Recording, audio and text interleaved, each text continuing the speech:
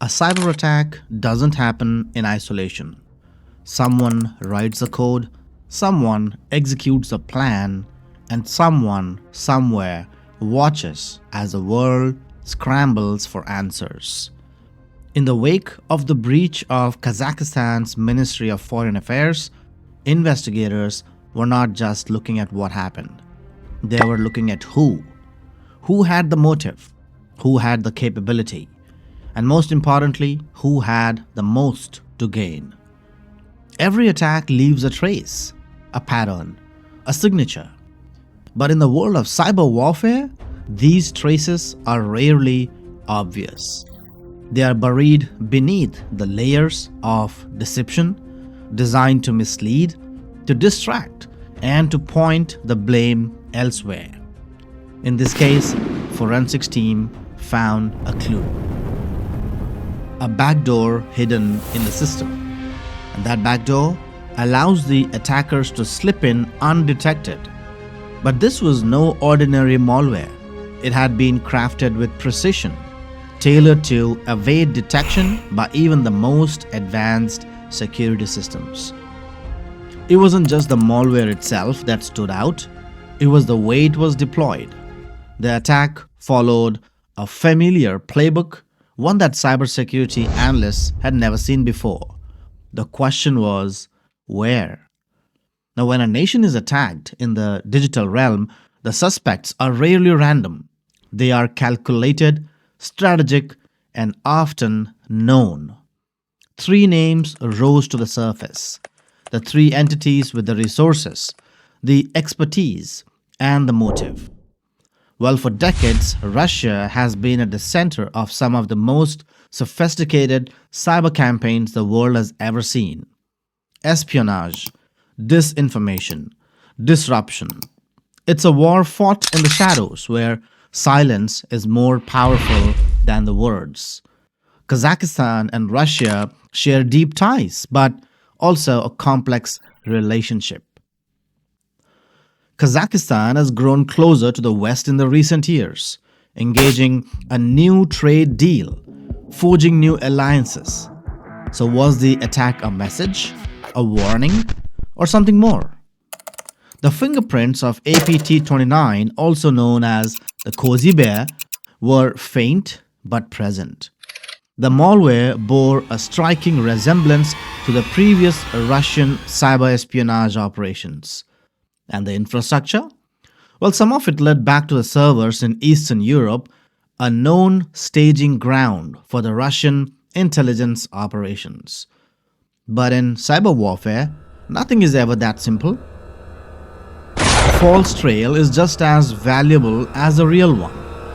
So if this was Russia, were they even trying to hide it? Then there was China, the quiet strategist, the patient observer. For years, China has focused on long-term intelligence gathering rather than short-term destruction. Who were their targets? The governments, the corporations, critical infrastructure. Information, after all, is currency of power today. Kazakhstan sits at a crucial point in the China's Belt and Road Initiative, which is a multi-trillion-dollar infrastructure project connecting Asia to Europe. The country is rich in resources, rich in geopolitical significance. And the attack itself? Well, some parts of the malware bore similarities to APT-41. Now, this is a Chinese-backed cyber unit known for blending espionage with financial gain. The techniques used were the coding structure. Well, what was the technique used then? Well, the coding structure, it wasn't a match, but it was close enough to raise questions. So if China was behind this, they were just watching. They were collecting. They were cataloging. They were preparing. Now the third player, right? Not every attack comes from the government. In today's cyberland space, there are mercenaries, highly skilled hackers for hire, offering their services to the highest bidder.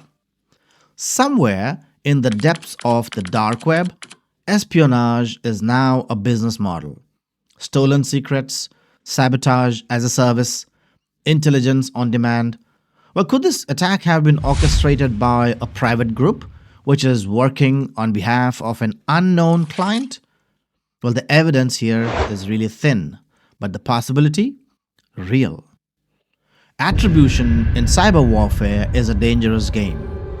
Attackers don't just hide their tracks, they rewrite them, they redirect them, they manufacture them.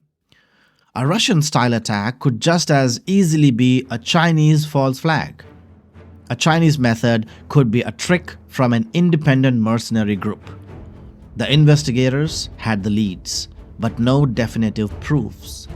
Some command and control servers traced back to Eastern Europe, while some malware strings written in both Russian and Chinese. Was it deliberate or was it a coincidence? The methods? Well, it was a mixture of techniques from multiple known threat actors. So was Russia sending a warning? Or was it Chinese gathering intelligence? Or someone else entirely hiding in the plain sight? But what we do know is this: whoever orchestrated this attack, they were careful, they were precise, and they were watching the world's reaction. Kazakhstan was just the target. The real game is much larger. Somewhere, right now, the perpetrators are monitoring how close we are to uncovering their identity.